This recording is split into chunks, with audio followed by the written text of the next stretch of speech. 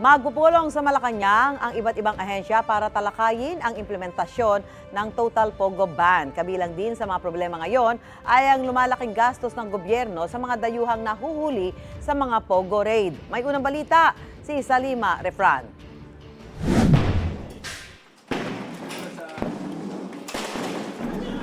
Sa tuloy-tuloy na kampanya kontra iligal na gawain ng mga pogo, lumulobo na rin ang gastos ng pamahalaan sa pangangalaga sa mga dayuhang nahuhuli dito. Nasa 85 million pesos na ang nagagastos sa kanila mula sa pagkain at gamot hanggang sa pagpapauwi sa kanilang mga bansa. Ayaw nga natin magkaroon ng mga humanitarian crisis, lalo na kung mga international, foreign nationals yung mga ikukulong natin o uhuli natin. Baka sabihin nila nagiging hindi natin ino-observe yung human rights ng mga ito. Sa datos ng Presidential Anti-Organized Crime Commission o PAOK, mahigit 1,600 na ang mga napapadeport. Nadagdagan pa yan ng 33 kahapon. Blacklisted o hindi na sila makakabalik pa ng Pilipinas.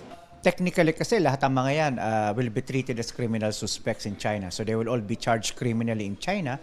Sa nakaambang tuluyang pagsasara ng mga pogo sa bansa, nakikiusap ang pamahalaan sa mga foreign pogo workers na kusa na lang lisanin ng bansa kesa naman mahuli sa operasyon at saka ipa-deport pabalik sa kanilang mga bansa.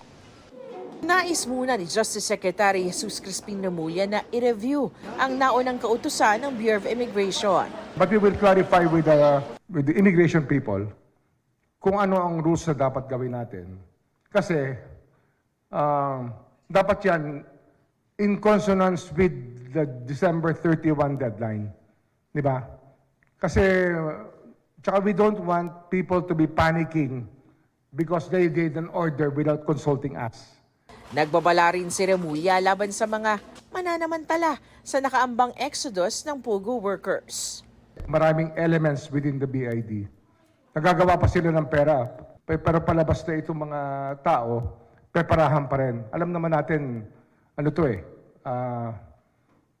palabigasan to ng maraming corrupt elements within the BID. Magkakaroon ng isang high-level meeting sa Malacanang sa pagitan ng PAGCOR, PAOK, Department of Justice at iba pang ahensya para pag-usapan ang pagpapatupad ng total ban sa mga pogo. Isa sa mga tatalakayin ng sitwasyon ng mga pogo sa loob ng economic zones. Ito ang unang balita. Salima Refran para sa GMA Integrated News.